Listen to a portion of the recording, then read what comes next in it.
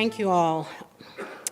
No matter how many times I hear it, it still breaks my heart when a student of color comes to me and tells me that her teacher has tried to undermine her ambition. Jenny is a student of ours, and when she was in 9th grade, she went to her guidance counselor and said, "I want to go to college."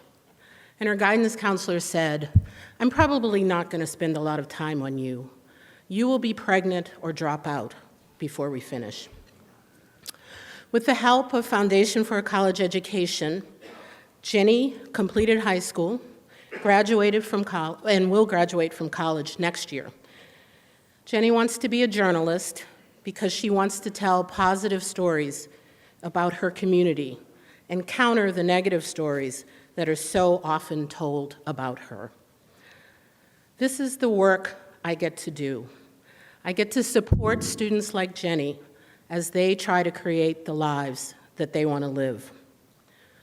The path to this work actually starts many decades ago and on the other side of the country. Both my parents were raised in the Jim Crow South. In Augusta, Georgia, in the 1930s, it was impossible for them to receive a free public high school education.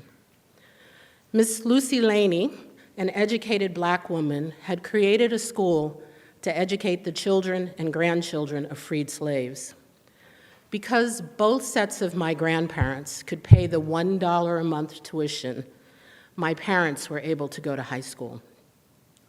Though my mother did not complete high school and my father did not finish college, this access to high school allowed them to envision an educational future for my brother and myself that would take us further down the educational path than they had. In 1969, I was an 8th grader at the Lewis Junior High School. Boy, that's scary to say.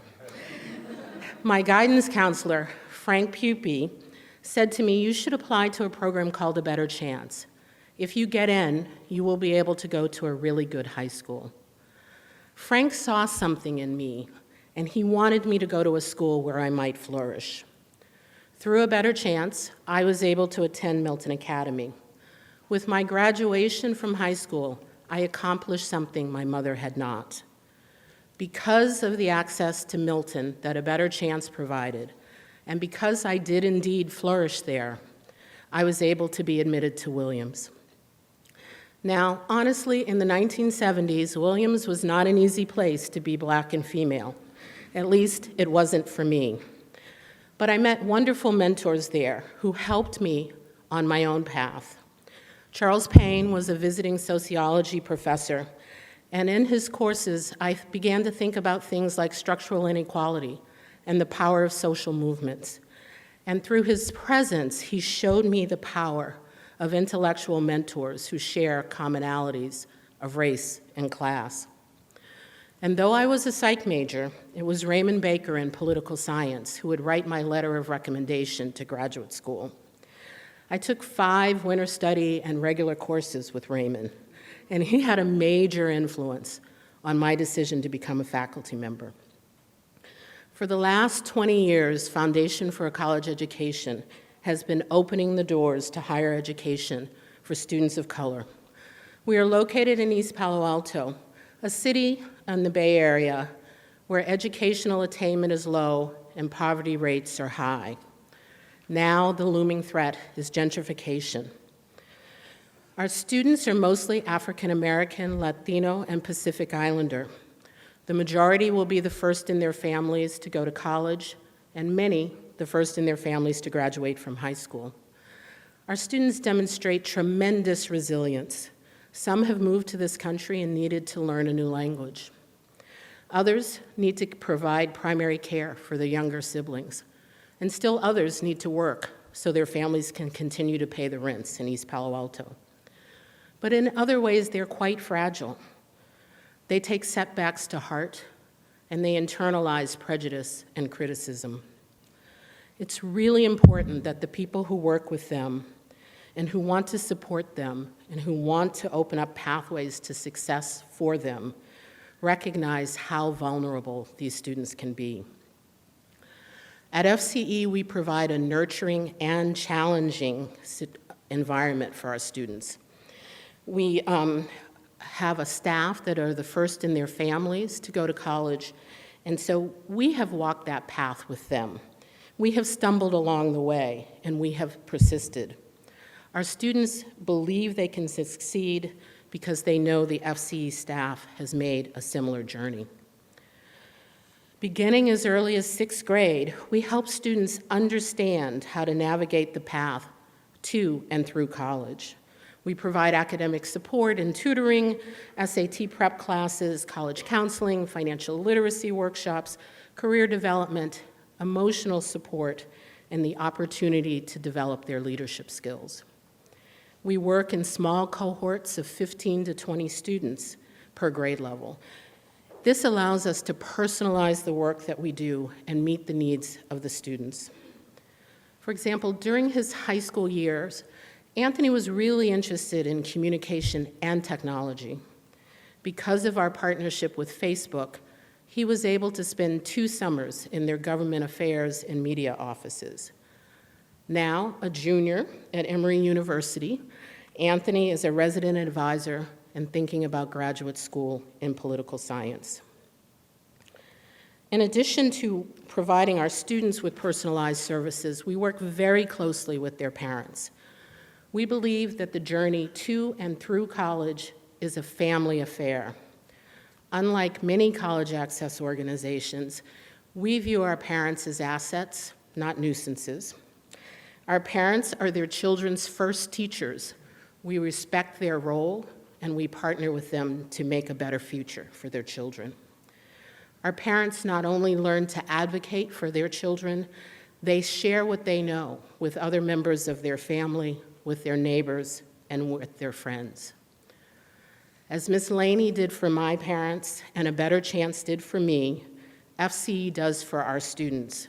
We give access to higher education by preparing them academically, emotionally, and socially to take their place in college.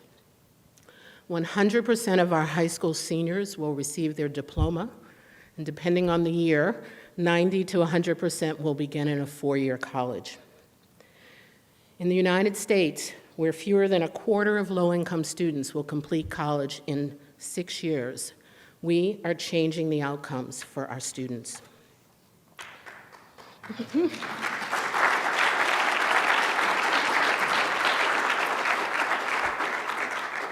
Access is only the first step. Once our students are in college, we continue to support them.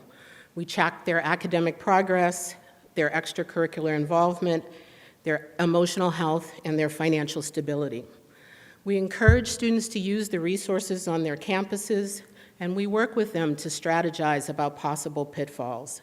In essence, they can count on us to be with them throughout their college careers. 65% of our college graduates will complete college in 4 years, 85% will complete in 5. 20% of our college graduates will go on to attain an advanced degree. Because our students graduate from college in a timely manner and with less debt than the national average, they are poised for impact. Our graduates are working as teachers, engineers, nonprofit administrators, social workers, and attorneys. One was the first Latina ever elected to the East Palo Alto City Council, and currently we have 2 students at UCLA David Geffen Medical School. As executive director, I'm keeping my fingers crossed for a successful tech entrepreneur sometime soon.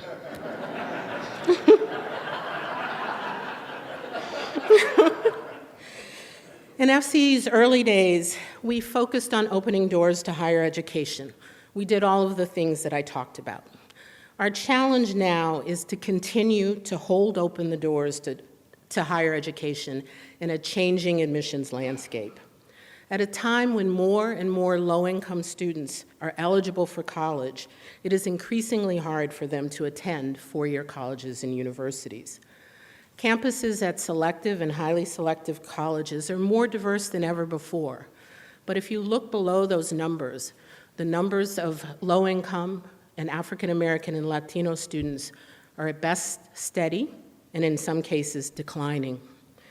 The Jack Kent Cooke Foundation's recent publication, True Merit, reports that fewer than 3% of students at highly selective colleges come from the lowest quintile of income, or the bottom quintile. For students of color and low-income students, being placed in a selective college is really critical to their future success. Too few low-income students will apply to these schools because they really don't know about them.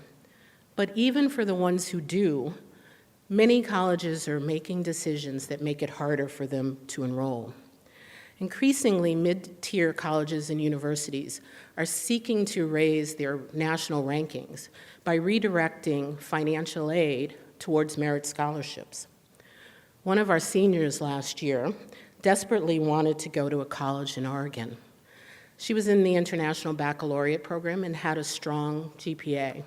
She was admitted to that school, but she was left with a $28,000 financial gap.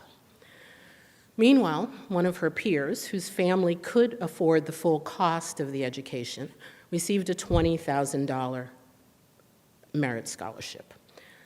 Serena is at a different college. She's doing fine, but she's not at a school where she really wanted to be. As schools get more and more applicants, they're developing screens to find a way to figure out who actually wants to come. So they need students to make a lot of contact with them, or they want them to apply early to demonstrate interest. What appears to be a reasonable screen actually favors the privileged while placing another burden on students with limited finances and limited knowledge about college. Now, I'm not going to ask you to confess, but many of you in this audience may have had a 3.9 GPA in high school, and it was enough, along with your other skills, to get you admitted to college, get you admitted to Williams. Well, today, that GPA will not land a first-generation student of color a spot at UC Berkeley, UCLA, UC Davis, or UC San Diego. It might get you waitlisted at UC Santa Cruz and UC Riverside if your test scores are high enough. In the last 5 years, 30,000 eligible California students have been denied admission to California state colleges and universities, while the enrollment of out-of-state students and international students has increased. State colleges, state universities need the additional tuition dollars that these non-California residents bring. So, I've just painted a bit of a bleak picture, but as John Gardner, one of my mentors at Stanford, said, we are all faced with a series of great opportunities brilliantly disguised as insoluble problems. So I invite you to participate in a thought experiment with me. What if teachers and counselors valued all students the way Frank Pupi valued me? What if selective and highly selective colleges eliminated admissions criteria that appear to be neutral but really serve to diminish the possibility of low-income and students of color being admitted? Some of you are parents and grandparents. What if all students had the same educational opportunities as your children and grandchildren have? Access, success, impact, that's the progression. While access doesn't guarantee success or impact, our students can't have success or impact without access. I am able to do the work I do and have real impact because my parents, A Better Chance, Milton, and Williams were willing to take my dreams seriously. The young people I work with are dreamers too, and just as deserving of the chance to make their mark in the world. We don't know where the next great teacher, scientist, or artist is. She could be in East Palo Alto or in East LA. He could be in rural Arkansas or Idaho. We have to keep the doors of higher education open for these students. We have to give them a chance at a better life, and we have to give them the chance to create a better society. Thank you.